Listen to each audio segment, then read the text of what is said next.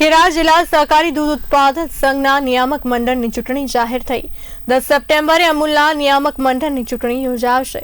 10 સપ્ટેમ્બરે મતદાન અને 12 સપ્ટેમ્બરે પરિણામ આવશે। નિયામક મંડળની 13 બેઠકો માટે યોજાવાની છે આ ચૂંટણી। ખેડા જિલ્લા સહકારી દૂધ ઉત્પાદક સંઘના નિયામક મંડળની ચૂંટણી જાહેર થઈ ગઈ છે। 10 સપ્ટેમ્બરે અમૂલના નિયામક મંડળની ચૂંટણી યોજાશે। 10 સપ્ટેમ્બરે મતદાન અને 12 સપ્ટેમ્બરે પરિણામ। નિયામક મંડળની 13 બેઠકો માટે યોજાશે આ ચૂંટણી।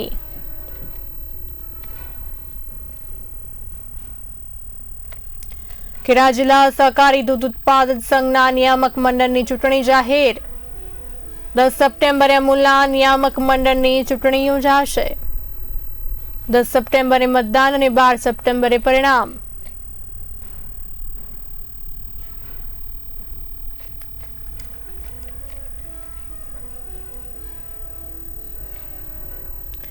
આ સાથે વધુ માહિતી આપવા માટે અમારા સંવાદદાતા નિખિલ ભટ્ટ જોડાઈ ચૂક્યા છે। નિખિલજી, ખેડા જિલ્લા સહકારી દૂધ ઉત્પાદક સંઘના નિયામક મંડળની જે છે ચૂંટણી હવે જાહેર થઈ ગઈ છે, શું કહેશો?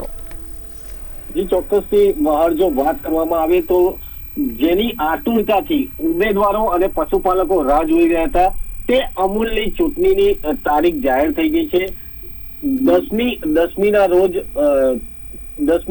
ચૂંટણી યોજાશે અને 12મીએ મતગણતરી થશે।